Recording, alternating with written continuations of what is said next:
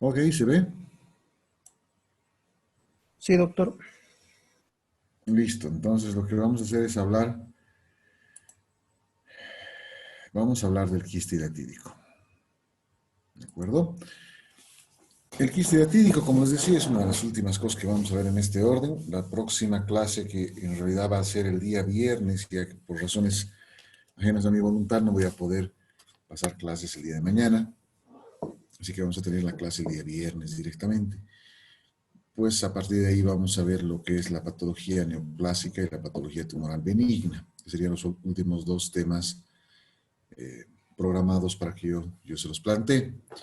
Lo que nos toca ver hoy día es el quiste hidatídico hepático. Indudablemente, como en todas las patologías que hemos estado viendo, vamos a tratar de hacer un panorama general, un panorama global de lo que es la enfermedad y luego abocarnos específicamente a hablar sobre lo que es el quiste hidatídico hepático en concreto. Entonces, sin más, les puedo contar. Primero tenemos que hablar de la etiología. ¿Cuál es la causa del quiste hepático hidatídico? Es la presencia de un elemento, de un parásito que se llama Echinococcus granulosus. Este parásito, que coloniza básicamente el intestino por diferentes vías, puede producir una colonización hepática y entonces provocar serios daños muy importantes. Enseguida vamos a ver algunas características de él. Es una tenia blanca de 3 a 7 milímetros de longitud.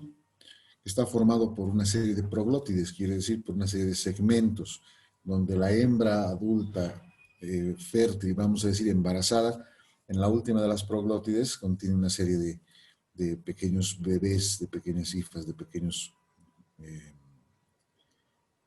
productos. Es un gusano plano y los proglótides que contienen los huevos pueden localizarse en el pulmón, en el vaso, en el encéfalo, en el hueso. Incluso también se ha descrito la presencia de quistes hidatídicos en el músculo y en el tejido renal, también en el tejido esplénico con relativa frecuencia. Lo más frecuente es que este parásito se aloje en el lóbulo hepático derecho del hígado. Son generalmente asintomáticos. Al decir esto, quiero manifestarles que existe una serie de condiciones que marcan etapas diferentes en la enfermedad hidatídica. Hay etapas que vamos a ver enseguida y una de ellas es la sintomática, que es la más frecuente forma de presentación. Y lo más frecuente es que esto se presente en el hígado o en el pulmón. Son los lugares o los sitios más afectados. Aquí tienen ustedes al parásito, como les comentaba. Tiene estas proglótides, que son como estas bolsas que forman parte de su estructura corporal. Y en la punta está formada por 4 ventosas, que cada una de ellas está compuesta por una serie de pequeños dientecillos de anclas con las que se adhiere al tejido intestinal para alimentarse. ¿Cierto? Y aquí sus huevos, fíjense cómo mantienen sus cifras. Epidemiológicamente podemos decir que la infección por Echinococcus granulosus es una infección cosmopolita, quiere decir que se encuentra en todas partes, distribuida a lo largo del planeta. Los lugares más activos en Europa, sobre todo, y en Asia, son las de la parte meridional central.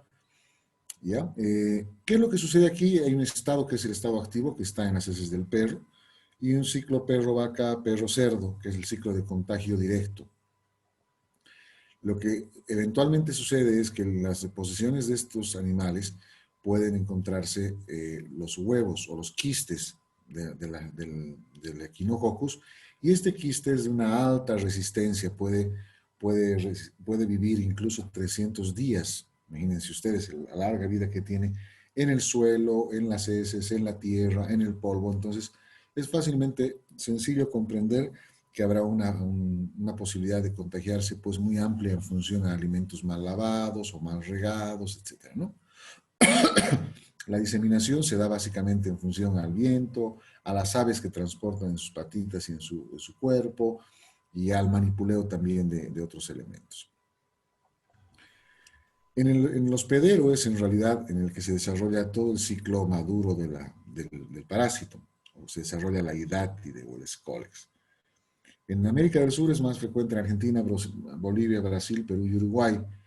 Aquí sí hay un contraste bastante interesante, ya que países como, por ejemplo, Colombia y Venezuela tienen tasas muy bajas de esta infestación parasitaria y la causa no está bien establecida, ¿no? Básicamente es Argentina, Brasil y Perú los lugares donde más frecuentemente se ha encontrado. Bolivia tiene un subregistro importante de casos. Quiere decir que hay muy poca cantidad de casos detectados en función a que al ser sintomático, el paciente solamente tiene un hallazgo casual cuando se hace una ecografía por alguna otra causa, por ejemplo, ¿no? Hay una serie de factores culturales, educativos, sanitarios, económicos, que perpetúan el ciclo del parásito, o sea, que hacen que este ciclo se repita una y otra vez, sobre todo en culturas y en medios donde estamos acostumbrados a vivir con nuestras mascotas, que tenemos en nuestras pequeñas casas, por ejemplo, animales de como vacas, cerdos, corderos y este tipo de cosas. Entonces, el ciclo se perpetúa en función a este mecanismo de vida y hace que sea mucho más fácil el contagio, ¿ya? Aquí hay un elemento muy importante y es que tiene que quedar muy claro que este parásito no se transmite directamente de persona a persona, ni de huésped intermedio a otro. Esto tiene que seguir un ciclo en el que se exterioriza y es reingerido. El ser humano ingiere los quistes de este parásito.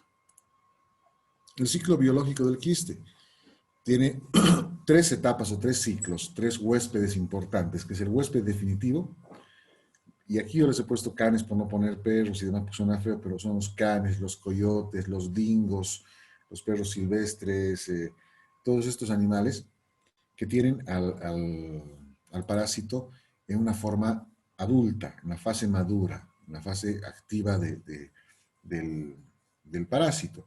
El huésped intermediario es el cerdo, la vaca y el cordero. Y aquí en ellos vamos a encontrar la fase larvaria o quística. Y definitivamente el huésped casual es el ser humano, es un huésped casual que se contamina incluyéndose dentro del ciclo habitual que se produce entre el huésped definitivo y el huésped intermediario. Aquí hay un esquemita más o menos para ver. Este es el ciclo continuo de infestación entre el animal y los otros tipos de cabras, vacas y demás. Y lo que sucede cuando sale de este ciclo y se encuentran quistes en los alimentos, en la tierra, en el ambiente, que son ingeridos por la persona. Es en estas condiciones en que se produce la infestación. ¿De acuerdo? Vamos a hablar un poquito de la patogenia. En la patogenia hay varios detalles importantes, pero aquí hay que aclarar una cosa que también es muy importante. Antes de que me olvide, quiero decírselas. Este quiste, una vez que ha ingresado al organismo, tiene un periodo de latencia muy largo. El periodo de incubación, en realidad, de la enfermedad puede durar hasta 20 años. Es por esto que les decía inicialmente que el hallazgo asintomático es el hallazgo más frecuente, en el que no hay presencia de ninguna molestia ni sintomatología. Entonces, ¿qué es lo que sucede? Cuando se produce la ingesta accidental a través de los alimentos que consumimos habitualmente, que están contaminados, hay unos oncósferas, que son unos pequeños huevos, que pierden su cubierta una vez que han entrado al tracto digestivo. En este momento es cuando el Echinococcus se adhiere a la pared o se pega a la estructura intestinal y produce básicamente el mismo efecto que hemos visto en otro tipo de patologías en las que la diseminación se produce de intestino a hígado. Produce una lesión erosiva, hay unas pequeñas erosiones en el intestino que generan que el Echinococcus entre en contacto con estructuras vasculares y a través de estas pueda migrar a través del sistema portal hacia el hígado. Entonces, esto es lo que sucede. Se pierde esta cubierta, el huevo pierde la cubierta y se libera el embrión. El embrión en el intestino es la fase activa, la que genera la degradación y la lesión estructural. Se llama hexacanto, ¿no? Pasa a la circulación portal, como ya hemos visto en otras patologías también, y termina siendo un enquistamiento hepático. Este enquistamiento hepático tiene algunas características. Previas a comentarles aquello, quiero decirles que hay una clasificación muy antojadiza, muy queda, pero que la encontré y me pareció interesante decirles que puede ser primaria, puede ser, o sea, quiste hidatídico primario, que resulta del desarrollo del hidátide en el hígado. Cuando ha llegado a través del torrente circulatorio, se aloja en el hígado y empieza a generar una membrana, que es una primera cápside, para formar el quiste. No se olviden que este quiste tiene en realidad dos capas, una cápside externa, una capa externa y una adventicia interna. Y esto es lo que la diferencia y lo que nos ayuda también a diferenciarla de un quiste simple, de un quiste hepático simple. Y la secundaria, que es el resultado pues, o producto de la ruptura de un quiste hidratídico fértil. ¿Qué es lo que ha sucedido? En el hígado se produce la enfermedad, se desarrolla la acidáctides en el interior del quiste, este se rompe y produce nuevas lesiones muchas veces dentro del mismo quiste y eventualmente en otros segmentos del hígado. Ya vamos a ver y van a ver ustedes cómo un quiste puede tener estructuras que se llaman hijas dentro de la misma estructura del quiste. Entonces, esta sería una clasificación, estaría dentro de la clasificación como un tipo de hidratidosis secundaria. La clínica, inicialmente se los había comentado, muchos de estos pacientes son totalmente asintomáticos, no han tenido a lo largo de los años ninguna molestia, y esto porque mantiene un estado de equilibrio entre la gente y el huésped durante toda la vida. Los mecanismos defensivos y los mecanismos agresores, en este caso el Echinococcus y el sistema inmunológico, pues mantienen un equilibrio constante donde han decidido no afectarse unos con otros. Sin embargo, eventualmente sí puede haber un pequeño desbalance generado por una serie de factores que produce una clínica y una sintomatología que no es patognomónica, es una sintomatología muy difusa, muy general, muy común.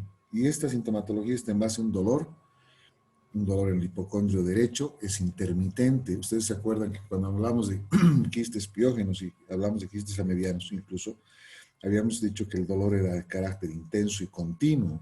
Aquí el dolor es un dolor intermitente que está muy relacionado a astenia, anorexia, el paciente no quiere alimentarse, puede entrar en estado caquéctico inclusive, y está por lo general muy desanimado a comer o alimentarse. Es un dolor que genera náusea y malestar permanente.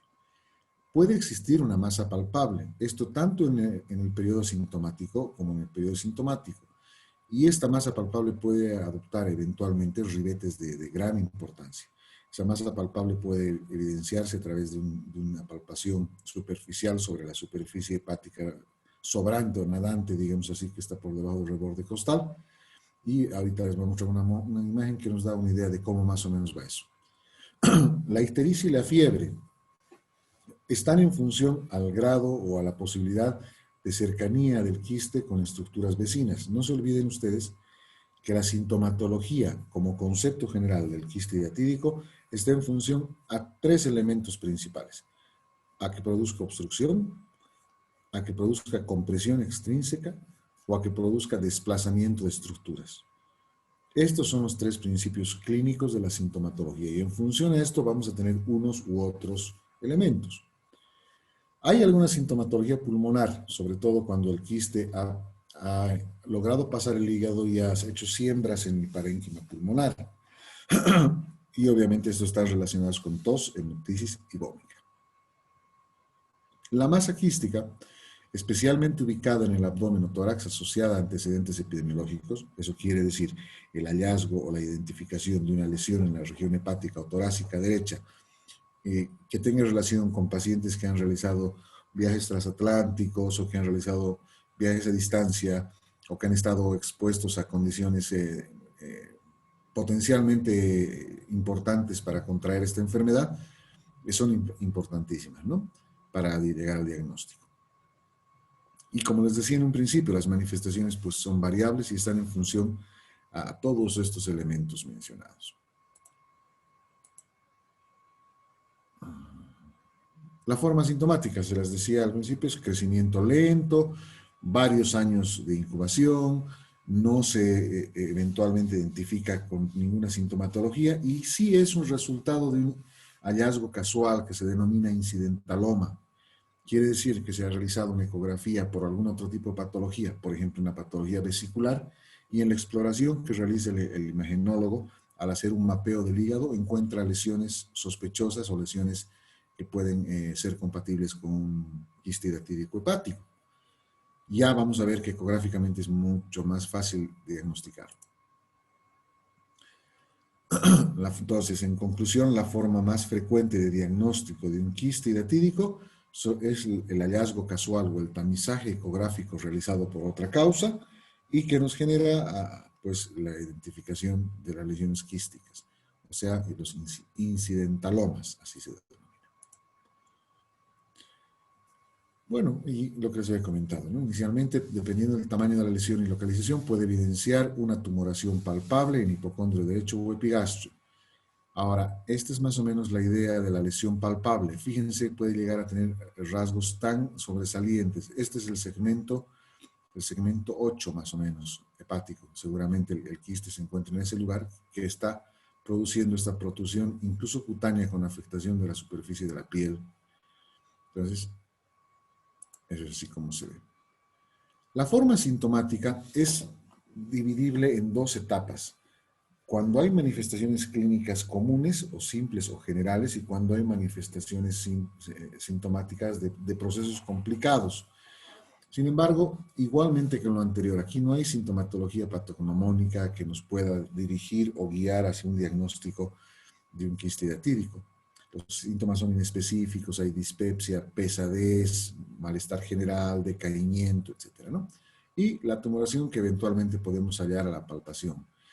Aquí hay un tema importantísimo también. La hepatomegalia en estos pacientes no es significativa, aunque si bien está descrito que hay hepatomegalia compensatoria, pero sin embargo, básicamente el hígado residual es el que cumple con las funciones habituales de producción, absorción y todo lo demás que normalmente realiza el hígado. Por tanto, no hay una hepatomegalia compensatoria importante. O perdón, claro, una hipertrofia compensadora, ¿no? Y la forma complicada. Las complicaciones pueden ser las complicaciones locales, como por ejemplo las infecciosas. Se ha encontrado, se ha evidenciado que en un porcentaje de casos, llegando al 20% aproximadamente, puede haber un proceso de sobreinfección bacteriana sobre todo en la pared adventicia, en la capa adventicia. Y esto genera lo que llamamos adventicitis, que es el proceso infeccioso, y que condiciona la supuración y abscedación del quiste. Normalmente, en condiciones habituales, el quiste no es infeccioso, no se olviden ustedes que no tiene, por tanto, no hay pus, no hay supuración ni abscedación.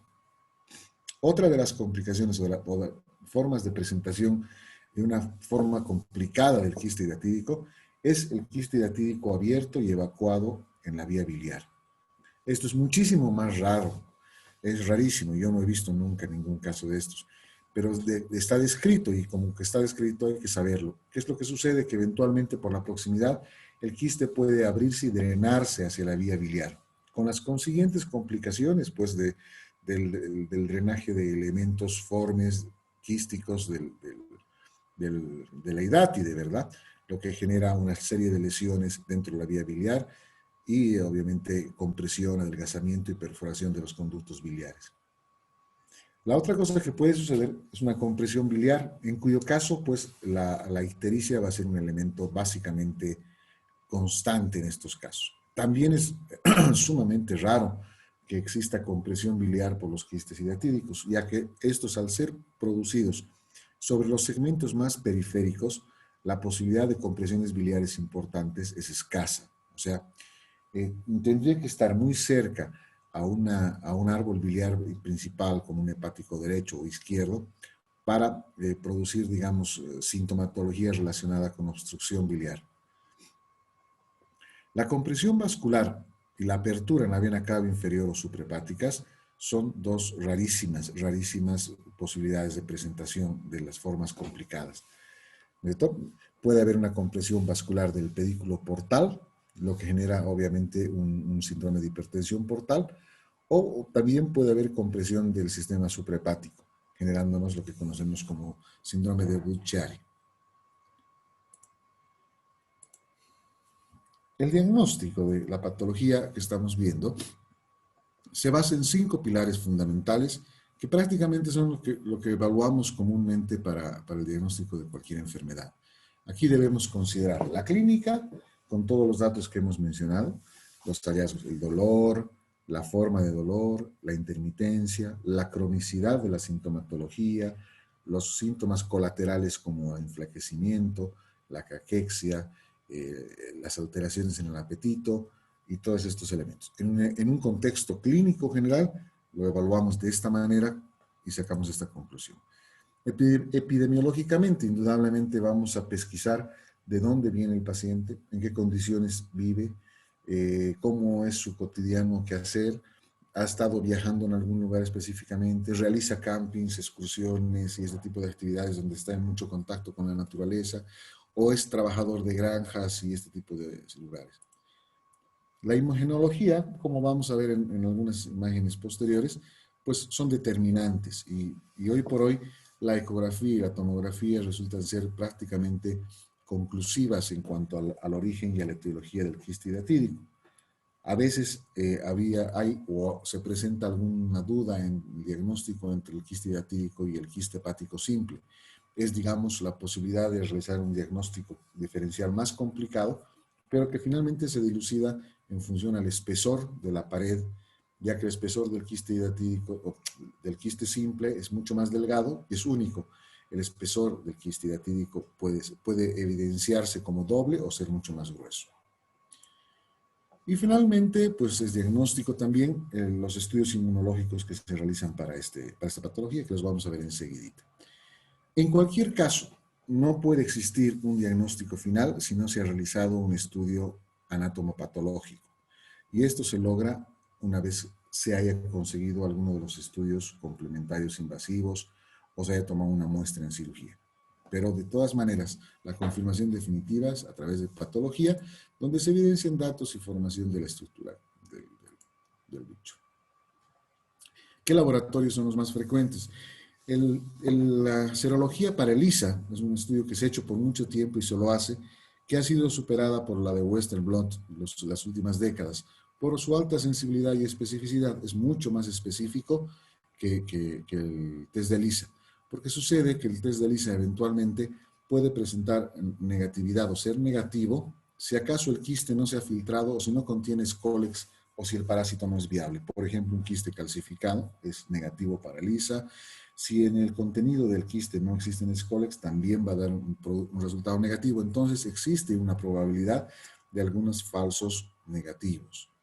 Mientras que el Western blot es un estudio de mayor sensibilidad y especificidad para este efecto. Otros estudios que nos dan un parámetro indirecto del problema, por ejemplo, la determinación de eosinofilia cercana al 30% de los casos en los que se les ha realizado un hemograma. Como verán, no es muy aliciente pensar en que el hemograma y la eosinofilia que le hemos aprendido durante nuestros años de formación, en la que decían cualquier paciente que tiene eosinofilia tiene una parasitosis, si no tiene eosinofilia no la tiene. Pues esto se ve que no es muy bien aplicable. Aquí hay un elemento, además, que hay que añadir al inmunoanálisis, que puede dar resultado cruzado con infestación por otro tipo de parásitos. Esto también le quita en cierta manera la legitimidad y la efectividad. Los estudios radiológicos son muy importantes en el diagnóstico, aunque no son específicos para determinar el quiste hidatídico, sobre todo en el abdomen, sí en el tórax. ¿Qué podemos encontrar? Podemos encontrar en la imagen radiológica una elevación del diafragma derecho y podemos encontrar calcificaciones en anillos redondeadas. Esto tanto en el abdomen como en el tórax a nivel pulmonar. Y para eso les voy a mostrar algunas imágenes. Por ejemplo, fíjense, esta es una placa de tórax posterior anterior en la que se pueden ver fácilmente las lesiones bien delimitadas. Miren ustedes, calcificadas. Obviamente si se ve en blanco es porque estamos viendo una lesión de alta densidad, una lesión calcificada, ¿verdad? Puede tener este tipo de presentación. Este es un paciente complicado, este es un paciente complejo. Obviamente ustedes podrán ver que existe gran diseminación de los quistes en ambos campos pulmonares, lo cual condiciona una situación crítica de por sí. En este caso, lo que estamos viendo aquí, vamos a verlo en dos detalles. El primero es la elevación del hemidiafragma derecho, como ustedes pueden apreciar aquí en comparación al izquierdo. Esta es la cámara gástrica y este es un quiste hidatídico en suprahepático, perdón. ¿Listo? Ahí pueden ver. Esta foto en realidad se las he puesto porque me ha llamado la atención, más que por ser parte del temario que estamos viendo. Pero lo que ustedes están viendo acá es un quiste hidatídico, pero este quiste hidatídico está alojado en el vaso. este es un quiste hidatídico esplénico. Y me ha llamado muchísimo la atención encontrar esto y por eso se los he puesto, porque es además que es rarísimo, sumamente raro, ¿verdad? Aquí tenemos nuevamente la imagen que les había comentado, con la elevación del hemidiafragma en relación al hemidiafragma izquierdo y con la presencia de un espacio ocupante parcialmente radiolúcido con una serie de elementos en su interior que son compatibles con un quiste hidatídico gigante. Y una placa más, fíjense ustedes, aquí lo más importante es esta elevación, miren qué marcada la diferencia. Y esto es obviamente porque aquí está ocupando una masa y algo que está elevando. Aquí vale la pena destacar que en la radiografía de tórax, en la parte abdominal, no es concluyente el estudio para identificar alguna situación eh, más particular. O sea, aquí no podemos decir hay un quiste hidatídico, ¿verdad? Obviamente este hallazgo, junto con los hallazgos clínicos o los inmunológicos y toda la cosa, seguramente nos va a llevar a una conclusión. Y además la segunda razón por la que les he puesto esta diapositiva es porque esta es digna de análisis. Fíjense, todos los elementos que tiene esta radiografía sobreañadidos. Me recuerda a un caso muy interesante donde encontramos en una radiografía de tórax un gancho a esta altura.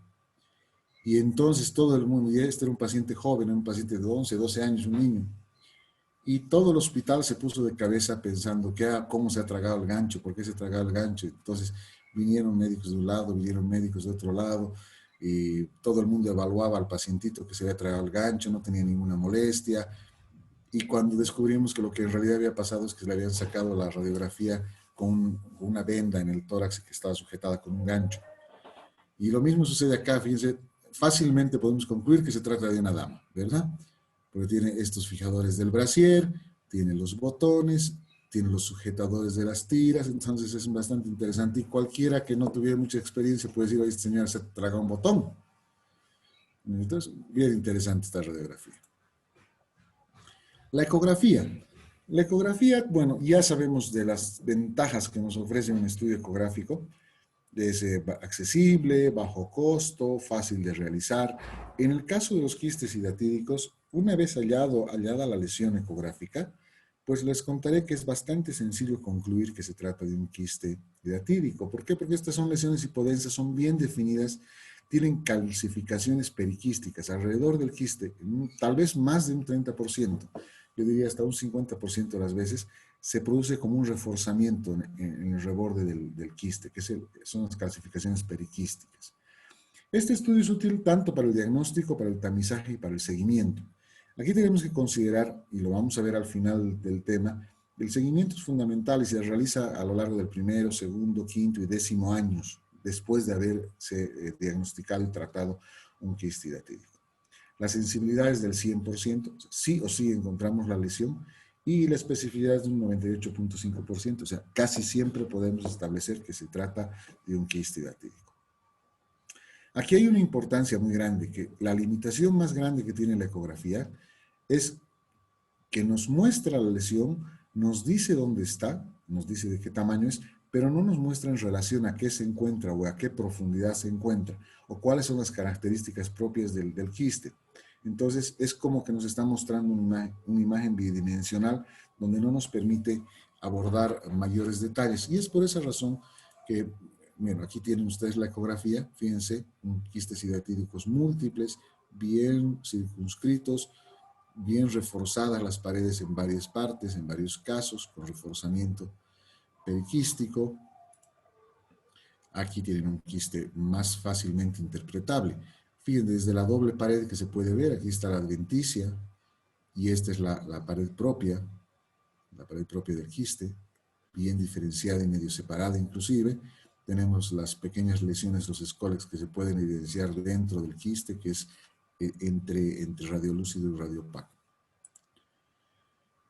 Para esto, para la ecografía, nosotros utilizamos, aunque no en una manera muy rutinaria, la clasificación de Garvey. Esta clasificación lo que hace es dividir el patrón ecográfico, es una clasificación ecográfica, la divide en cinco puntos, en 5 patrones. Entonces, dependiendo de lo que hallemos en la ecografía, lo podemos calificar o catalogar primero como un quiste hialino sano. quiere decir un quiste en el que no hay sobreinfección, no hay lesión, no hay perforación, ni ningún otro dato de que haya sufrimiento dentro del quiste. La adventicia en estos casos se ve bastante fina y es muy difícil diferenciarla de la lámina propia, de la pared propia del quiste. Después tenemos un segundo estadio que se llama de membrana flotante, que es plegada, implica un quiste complicado con rotura o evacuación. La imagen anterior que les había mostrado corresponde a esta etapa, donde se han separado y se hace visible la separación entre ambas paredes. El tercero es el multivesicular o multiseptado. Ocurre que en la medida que va pasando el tiempo, estas pequeñas escólex van teniendo sus pequeños hijos, se llaman hijas en realidad, y estas se van depositando dentro de la misma estructura quística. Entonces se ve como multivesiculado. Esto se llama signo de la rueda del carro y es una endovesiculización por sufrimiento. La cuarta fase o la cuarta etapa son los sólidos o heterogéneos, o también llamado mastic, que son imágenes heterogéneas donde no se llega a ver detalles escólicos, ni mucho menos, pero sí una imagen heterogénea y se ve muy poco de elementos fértiles en esta estructura. Y finalmente el calcificado, que es la lesión típica en pacientes de avanzada edad, sobre todo en las que se ve una lesión quística calcificada sin diferenciación de ningún tipo de elemento en su interior y que hace referencia a un quiste diatídico generalmente muerto. O sea, hay muerte del parásito dentro del quiste y esto se ha consolidado. Aquí tienen ustedes más o menos cómo se ven cada uno de los tipos. El hialino, la membrana desprendida, el multivesicular, el heterogéneo y el calcificado, ¿verdad? Esta es una imagen bastante interesante. Entonces, la clasificación de Garg. Otro elemento, como les iba diciendo hace un momentito, es la tomografía computada, que sí nos va a permitir hacer una relación estructural del quiste de manera más eficaz. Vamos a poder precisar la relación que existe entre la estructura quística y otras estructuras, tanto vasculares como biliares. ¿Esto para qué nos va a servir? Nos va a servir sobre todo para poder planificar nuestra conducta, ver si el paciente está en condiciones, reúne condiciones dentro de la estructura misma de la lesión de poder ser operado, o definitivamente es una lesión que se encuentra en una situación tan incómoda o tan difícil o de tan difícil acceso que la cirugía pueda constituir un riesgo. Además de aquello, la tomografía nos sirve de manera muy útil para ir valorando paulatinamente la respuesta al tratamiento médico. Ya vamos a hablar enseguida del tratamiento médico también. ¿Cuáles son los signos patognomónicos de la tomografía computada? Encontramos primero una calcificación de la pared, que es el equivalente a la imagen que vemos en la ecografía. Se pueden presentar tabiques internos y la presencia de vesículas hijas, que es lo que les había comentado. Ahí tienen ustedes, fíjense, este es el quiste. A ver, no puedo mover esto. Este es el quiste, cómo está de bien reforzada la pared con calcificaciones. Se puede ver los hijos, o las vesículas hijas, mejor dicho. Aquí tienen ustedes las vesículas hijas, y los escólex regados por toda la estructura quística, ¿no? Los miles. Otra imagen de una lesión única, sólida, con un desprendimiento de la pared adventicia leve. Y con una hija aquí. Y aquí está lo que les comentaba en un principio. Si nosotros tenemos que hacer el diagnóstico diferencial de estas lesiones con una lesión de un quiste hepático simple, pues vamos a observar, nos vamos a valer de este dato. Fíjense, la doble pared con su membrana bien sólida y aquí a más difusa. Esta es una pared, una adventicia que se ha roto. Aquí la adventicia está roto y se ha empezado a destruir y el contenido empezó a salir y eventualmente este contenido ya puede estar en la cavidad peritoneal también. Múltiples tabiques, tabicados como les había mencionado. Ahora, además de eso, la tomografía nos permite valorar complicaciones importantes. Obviamente, la supuración es una de ellas, donde se evidencia una tumoración mal definida, con una captación periférica también irregular y donde pareciera más bien como si hubiese sido mordido el quiste por todos lados, son lesiones irregulares. Y dos elementos importantes, uno es los tránsitos hepatotorácicos, quiere decir que en una tomografía podemos eventualmente evidenciar a nivel bronquial la presencia de quistes hidatídicos o del contacto con el quiste principal. Y la evacuación en la vía biliar, que es lo que ya les había comentado anteriormente. La resonancia magnética nuclear también es otro recurso, que no es un recurso muy trabajado en nuestro medio. Les decía ayer que ya es en realidad como demasiada ciencia, digamos. Sí, evidentemente es un estudio de muchísima importancia, en la medida en que no tengamos hallazgos relevantes tanto en la ecografía como en la tomografía, cosa que es muy rara. La posibilidad de que no podamos llegar al diagnóstico a través de los anteriores es muy rara. Sin embargo, sí tiene un uso importante cuando pensamos o en patologías concomitantes o cuando pensamos en la relación del quiste en relación a otras estructuras hepáticas, y esto nos puede confundir. La resonancia magnética tiene mucho mejor definición que la tomografía y tiene la ventaja de que no necesitas irradiar al paciente para obtener una buena imagen. Un aspecto muy técnico, simplemente como comentario, es que la membrana del parásito tiene una baja intensidad de señal en T2. T2 es una etapa del estudio de la resonancia, una fase de la resonancia. Y esto es muy útil para diferenciarla de un quiste simple de un hidatídico. Permite valorar comunicación con la vía biliar principal, igual que la tomografía, pero con una mayor precisión y una mayor definición. Y además podemos evidenciar la existencia de las vesículas o las membranas en la vía biliar principal. ¿De acuerdo? Aquí tienen ustedes una imagen de una resonancia magnética nuclear. No se las voy a interpretar porque en verdad no lo sé. La interpretación de esta resonancia está a cargo de los imagenólogos, que eventualmente muchos de ellos tampoco la pueden interpretar bien. Es un estudio complejo. Y el tratamiento. Para analizar el tema del tratamiento tenemos que tener una conceptualización general. La primera conclusión que tenemos que tener cuando hablamos de tratamiento del quiste hidatídico es que por lo general este tratamiento es quirúrgico o termina en cirugía. De una u otra manera, el tratamiento termina siendo quirúrgico. Sin embargo, entre tanto se decida la posibilidad de una cirugía o se excluya la posibilidad de una cirugía, hay alternativas como el albendazol o el mebendazol. En nuestro medio, el mebendazol es el medicamento más empleado, incluso en hospitales de primera línea, vamos a decir así. Todavía se utiliza mucho el mebendazol como una terapéutica que tiene varios objetivos. La terapéutica, vamos a decir, de ambos, del albendazol o el mebendazol, básicamente consiste en preparar al paciente para cirugía, generar las condiciones para que el quiste se absorba y se quede calcificado, o preparar al paciente para un procedimiento invasivo no quirúrgico, como una punción, etc. Ya van a ver ustedes que hay algunos procedimientos interesantes y que se hacen mucho hoy en día, que han reemplazado un poco a la cirugía. La cirugía puede ser laparoscopía o cirugía convencional, cuando acaso se ha decidido a la operación. Pero para hacer esta cirugía, mientras no sea una lesión complicada, me refiero ya sea penetrada la vía biliar, ya sea abierta la cavidad peritoneal o alguna otra eventualidad que genera situación emergente, entonces la cirugía debe ir preparada, debe ir precedida por una preparación con mebendazol o con albendazol por 15 a 20 días. Esto con el fin de generar la muerte de las cólex del parásito y entonces tener una cirugía más arreglada. ¿Qué es lo que sucede? No se olviden ustedes que si llega a abrirse el quiste en la cavidad abdominal, la cantidad de cólex que se diseminan en toda la cavidad es tan grande que produce dos situaciones críticas muy graves. La primera de ellas es una reacción anafiláctica que puede ser mortal o que es altamente mortal. Y la segunda de ellas es que existen siembras microscópicas en toda la cavidad de futuras proyecciones o de una hidatidosis secundaria. Entonces, por estas razones que tenemos que tomar la previsión y la precaución de antes de pensar en cualquier tipo de procedimiento invasivo, debemos nosotros administrar estos medicamentos. ¿De acuerdo? Eventualmente puede ser necesaria una resección hepática.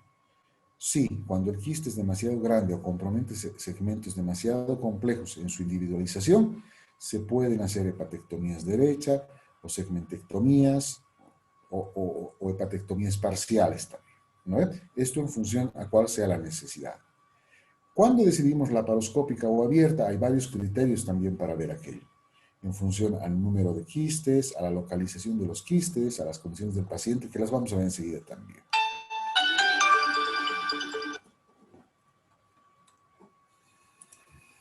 El tratamiento médico. ¿En qué consiste el tratamiento médico? Ahora les digo. El tratamiento médico tiene algunas funciones muy específicas. La primera de ellas es una alternativa terapéutica, desde luego, que se puede emplear en pacientes a los que por diferentes razones, empezando por tamaño del quiste y otra serie de situaciones, no vaya a requerir cirugía, y pues podamos conseguir que a través de la ablación terapéutica estas lesiones quísticas activas se queden calcificadas. Y, como les decía hace un momento, como un coadyuvante de la cirugía. O sea, para preparar al paciente a la cirugía, con una minimización del riesgo de siembra por manipulación y disminución de la siembra en casos de ruptura, que es lo que les acabo de decir. Ahora, entre el albendazol y el mebendazol, hoy por hoy se ha dicho que el mejor medicamento, el medicamento indicado para manejar este tipo de pacientes, es el albendazol, a 10 miligramos kilo peso día, dividido en 3 tomas, por aproximadamente 20 días previo a la cirugía. Y posterior a la cirugía, entre 15 y 20 días después, ¿no? Entonces, concluyamos que el albendazol es el medicamento ideal hoy por hoy. Lo que quise decirles anteriormente es que el mebendazol es el más empleado, todavía se utiliza y se lo da como terapia antiparasitaria, incluso en campañas en el campo y en otros lugares. ¿Cuáles son las indicaciones para ese tratamiento médico? ¿En qué casos decidimos médicamente el tratamiento no quirúrgico? Primero, en pacientes que no son aptos para cirugía. Eventualmente, les decía también, puede ser que el hallazgo sea un hallazgo casual o un hallazgo después de una sintomatología en un paciente que tiene muchos años de vida, porque el proceso también ha tomado muchos años para establecerse. Por lo tanto, en pacientes ancianos, inmunosuprimidos, cardiópatas, nefrópatas y que tienen patologías de base severas que pueden condicionar complicaciones importantes en el manejo de esta patología, esos pacientes no deben operarse. No deben operarse. Por lo tanto, la alternativa del tratamiento médico es importante para ellos. Otra indicación del tratamiento médico es previo a la cirugía para disminuir el riesgo de hidatidosis secundaria por siembra, que es lo que les había comentado hace un momento. Cuando el quiste hialino es menor a 7 centímetros, el chance de tratamiento médico es el indicado en una primera instancia, en la medida en que después de unos meses de tratamiento pueda reevaluarse la estructura imagenológica del quiste y pueda determinarse si ha mejorado o no. Hasta 7 centímetros se puede pensar en que hay posibilidades de que el quiste mejore sin necesidad de hacer ningún otro procedimiento. Otra causa importante para tratamiento médico y no quirúrgico es los quistes hepáticos múltiples o multiviscerales.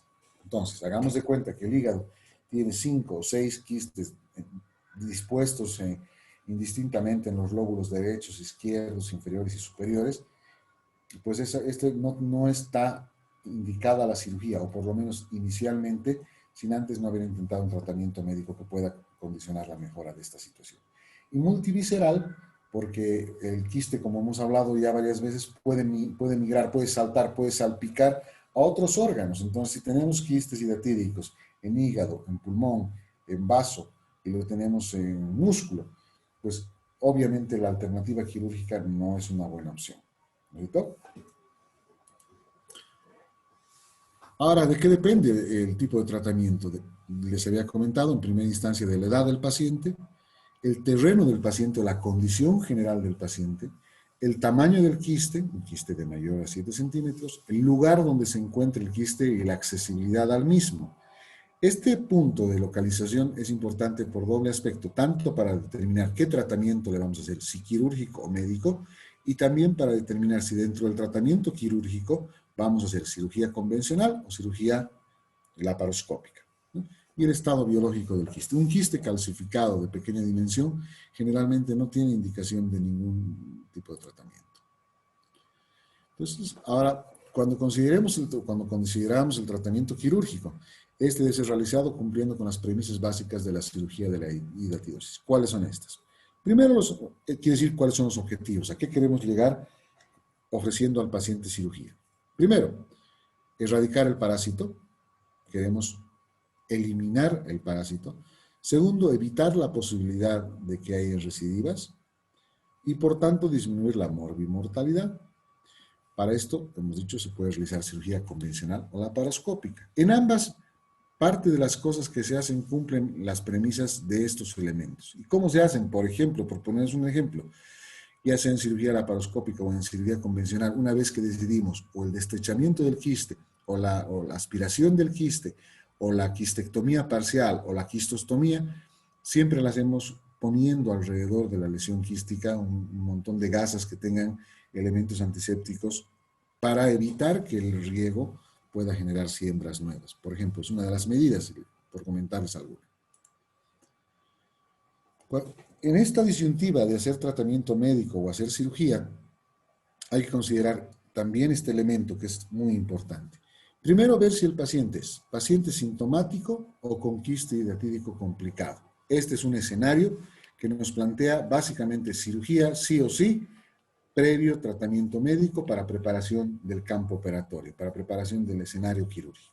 Y portadores asintomáticos de quistes hidratídicos.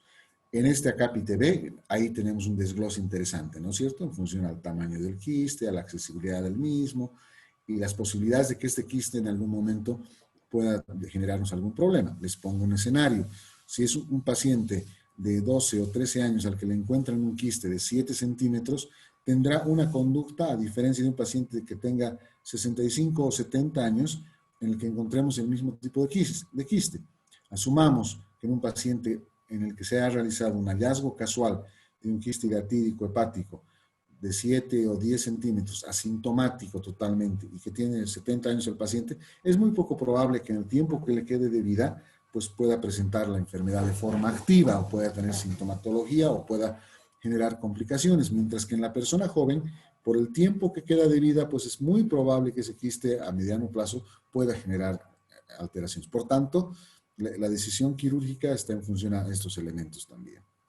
Entonces, en sintomáticos o con quistes hidratídicos complicados, el tratamiento direcciona la cirugía, convencional o laparoscópica, según el caso en particular, y la experiencia del equipo quirúrgico. Y la quimioprofilaxis a las que ya les había hecho referencia con anterioridad. Esto es más o menos como se ven. Estos son los quistes con su adventicia, fíjense, envueltos dentro de una lámina propia quística. O sea, esto es en realidad todo el quiste y dentro del mismo se encuentran todas las vesículas hijas que son estas y que están cargadas de escoles. La fotografía no es muy buena, pero la intención sí. Aquí tenemos un quiste único, en una cirugía que se está haciendo una resección quística, ¿verdad? El mismo elemento, pero desde un punto de vista quirúrgico laparoscópico. Tenemos el quiste hidratídico en la cavidad, que seguramente ha sido sometido a toda la preparación previa, donde se introducen los elementos para su absorción. Fíjense, aquí está una gasa que nos está aislando parcialmente del terreno, y una bolsa que es en la que vamos a depositar la adventicia y todos los elementos que encontremos alrededor. Este es otro procedimiento que lo vamos a ver enseguida. De repente, como que estas diapositivas deben estar un poquito después, pero esta es la absorción. Y eventualmente esto puede seguir dos caminos. Puede ser un cierre primario, o sea, terminamos de absorber el contenido y cerramos. Puede ir a la resección, perdón, y un tercer elemento puede ir a la vocación externa, que es una cosa que ya no se hace prácticamente nunca. Una resección laparoscópica de un quiste hidratídico, ahí tienen ustedes. Las complicaciones. Las complicaciones pueden dividirse en torácicas y abdominales, desde luego. Cuando son torácicas es porque el quiste ha tenido su origen y su formación en los segmentos hepáticos 7, 8, 4 y 2, que son los segmentos altos, ¿verdad? ¿Cuáles son estas complicaciones? El tránsito hepatopleural, que se genera una conexión entre el quiste y a través del diafragma a la pleura, que inicialmente es un hepatofrénico que tiene dolor en el hipocondrio derecho y evoluciona al empiema hidratídico, dolor intenso y disnea. O sea, sufre todo el proceso de complicaciones que habíamos hablado inicialmente. Y el tránsito hepatobronquio, en el que se aboca al bronquio y genera un cuadro de disnea muy severa, bilioptisis y vómica, ¿no? Estos son cuadros dramáticos, muy importantes, muy raros, pero a los que eventualmente puede llegarse en los extremos del no tratamiento de un quiste complicado. Las complicaciones peritoneales son producto de la rotura del quiste o adventicias y el peritoneo. Esto generalmente cuando se produce en los segmentos inferiores. En la fase aguda se produce una peritonitis hidatídica, que es el equivalente a lo que nosotros entendemos como el choque anafiláctico. Es un choque anafiláctico que generalmente es mortal además. En algunos casos puede haber solamente una ruptura únicamente de la adventicia, sin que se rompa la pared, la lámina propia del quiste. Entonces, en ese caso sucede la caída de las hidátides al peritoneo, pero esas hidátides no están libres, entonces no puede generar el proceso anafiláctico, sin una equinocosis primitiva heterotópica. Bueno, y finalmente las mecánicas también vale la pena considerarlas por compresión de órganos vecinos, sobre todo esófago, estómago y duodeno. También consideradas como complicaciones raras, serias y de alta mortalidad. Este concepto me gustaría dejarlo claro para que lo tengan ustedes en consideración. La cirugía permite un tratamiento integral de todos los componentes de la enfermedad, es decir, de la hidátide, la adventicia y la cavidad residual, poniendo a cubierto de posibles complicaciones evolutivas. O sea, cuando operamos, cuando hacemos cirugía, tenemos que tener en mente la idea de resolver el contenido, la primera pared y definitivamente la pared que aloja a toda la estructura quística y la adventicia. Y para eso tenemos algunas alternativas. Ahora vamos a ver en lo que a cirugía respecta propiamente tal. ¿Qué cosas podemos hacer? Primero tenemos la parte más conservadora de la cirugía, en la que la idea es tratar de ser lo menos posible, ser lo menos invasivos, ser lo menos agresivos, por diferentes factores, como ya los hemos analizado anteriormente, condicionados básicamente por el paciente. La primera es el cierre primario, que lo que se hace es esterilizar el contenido de la cavidad. Se absorbe el contenido, se le inyecta, puede ser solución salina a altas concentraciones o alcohol absoluto o alcohol al 85%, se inyecta dentro del quiste, mueren las escólex dentro del quiste y luego se los absorbe y se realiza una rafia, un cierre primario del quiste. Obviamente, como ustedes comprenderán, el principal efecto contraproducente de esta técnica es la fácil y alta recidiva. Eventualmente podemos no haber eliminado todas las escoles. La otra alternativa es la quistostomía, que se realiza a través de colocar un drenaje dentro del quiste, abocarlo hacia el exterior y se produzca el drenaje. Es una cosa que ya no se hace mucho. Esto es por su elevada morbilidad y por la alta posibilidad de que se produzcan fístulas entre la estructura quística hacia la piel o entre la estructura quística hacia otras estructuras. Y la cirugía de Mavit, que es una adventisectomía parcial. ¿En qué consiste esto? En quitar el contenido y quitar la capa adventicia, pero dejando el resto de la pared, de la capa propia de la pared del quiste, ¿ya?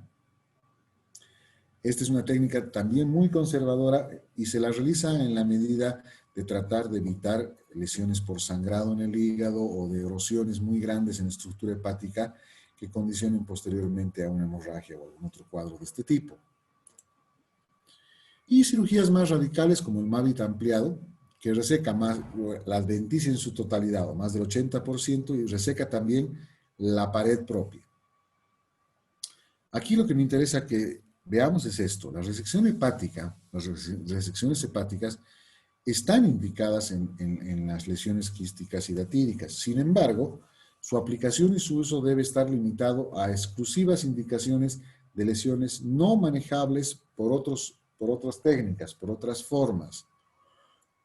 O sea, quiere decir, por ejemplo, una lesión quística de grandes dimensiones en las que el compromiso hepático es pues bastante determinado. En esos casos sí está indicada la resección hepática, pero hay que tomar mucho cuidado con esto. La cirugía laparoscópica, que en realidad viene siendo solamente una forma de abordaje diferente de la cirugía convencional en la que se realizan todos los otros pasos antes mencionados. Aquí dicen casos muy seleccionados. Yo diría en algunos casos seleccionados, no tan muy seleccionados, porque hoy por hoy se hace bastante con cirugía laparoscópica. ¿Cuáles serían las causas, lo excluyente, digamos? ¿Por qué podríamos no decidirnos por la laparoscopía? Primero, por la localización del quiste, una localización compleja en lóbulos posteriores o una región anatómica de muy difícil acceso. Por múltiples lesiones quísticas en la superficie hepática y a lo largo de todo el parénquima hepático, por lesiones en varias partes, por quistes pequeños emergentes de segmentos inferiores, por ejemplo, ¿cierto? Pero para lo demás, todo el resto, la cirugía es exactamente la misma. Y el PAIR, lo que llamamos PAIR. Este PAIR es un procedimiento que se ha estado utilizando mucho, sobre todo en pacientes en los que la cirugía genera o condiciona un riesgo muy grande. Pues lo que se tiende a hacer ahora es esto: se punciona el quiste, se lo aspira y se realiza la inyección de algunos de los elementos que les he comentado y luego se vuelve a reaspirar, sin abrirlo, sin cortarlo, sin nada. Entonces, este es otro procedimiento y tiene mucha boga y se utiliza bastante porque, dicho sea de paso, son pacientes bastante críticos y complejos. A ver. La hidratidosis complicada, que ya habíamos hablado de esto, el quiste hidratídico supurado, desde tratamiento quirúrgico, de resolución quirúrgica necesaria, aquí no hay alternativa médica. La idea es evacuar el contenido y esterilizar la cavidad, ¿verdad? Aquí no hacemos mucho detalle en la resección de la adventicia, o sea, no le ponemos mucho énfasis a esta parte porque el objetivo principal es contener el proceso infeccioso. La adventicia se la retira en la medida en que sea posible. Muchas veces la adventicia cede, se separa del tejido hepático con mucha facilidad, en otras veces muy complicado. Y los quistes hidratídicos evacuados en la vía biliar.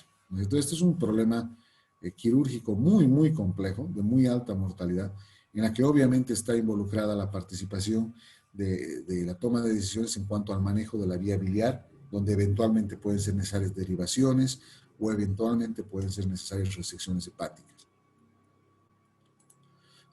La RCP juega un papel importante, sobre todo en estos últimos pacientes, en los que tienen eventualmente compromiso de la vía biliar, donde la RCP puede ser una papilotomía y esto ayuda a degravitar la vía biliar. O sea, esa vía biliar que se estaba llenando de los escólex y del contenido del quiste y que eventualmente está generando una colangitis ahí o una colestasis por lo menos, puede eventualmente ser drenado, puede ser resuelto el problema de una forma parcial a través de una papilotomía de la ampolla de Batra. Entonces, es indicada como contemporizadora por esa misma razón que les estoy mencionando, la colangitis séptica tratada de esta manera para que mejore el estado general del paciente y podamos hacer posteriormente una cirugía.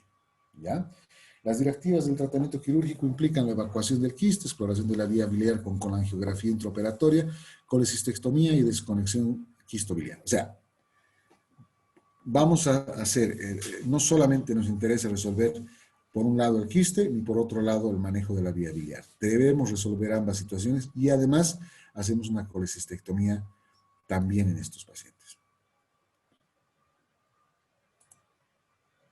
Aquí tienen ustedes la imagen de un RCP. Entonces, fíjense, este RCP que cuando se ha metido el contraste, rápidamente nos ha marcado desde el quiste hasta el árbol biliar, ¿no es cierto? Tenemos marcadas ambas estructuras y ambos lugares, ¿eh? Aquí una imagen, esta es una pieza de patología donde se ha resecado con múltiples pequeños quistes hidratídicos en todo el hígado. Entonces, obviamente, si ustedes tienen este escenario, imagínense, es muy poco probable pensar en la posibilidad de una resección quirúrgica local, de hacer algún procedimiento laparoscópico para aquello. Aquí tiene que haber una resección radical. Fíjense ustedes cómo se ven, ahí tienen los huevos, las vesículas hijas, otra pieza de patología con múltiples vesículas y la estructura quística en sí. Bueno, pues y eso es básicamente el tema que les traigo para hoy. Si tienen preguntas, los escucho atentamente. Doctor, ¿y esta patología tiene preferencia por alguno de los dos lóbulos del hígado o es indistinto? Mira, no he encontrado que se describa algún detalle referente muy puntualmente a esto, pero sí he encontrado que casi toda la literatura hace referencia al lóbulo derecho como el lugar de preferencia, o sea, como el lugar de presentación. Lo que pasa es que no te olvides que en el caso de los quistes hidratídicos pueden ser múltiples y estos pueden estar, como os he mostrado en una de las últimas fotos de la patología, pueden estar regados a lo largo de todo el hígado. Pero eventualmente lesiones únicas, lesiones quísticas únicas, se encuentran en el lóbulo derecho hepático. Como te digo, no he encontrado otra información al respecto. Gracias, doctor. ¿Sí?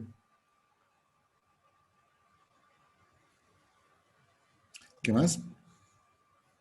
¿Tienen alguna otra duda, pregunta? Ninguna. Bueno, si no tienen más preguntas y nada que comentar, como les dije,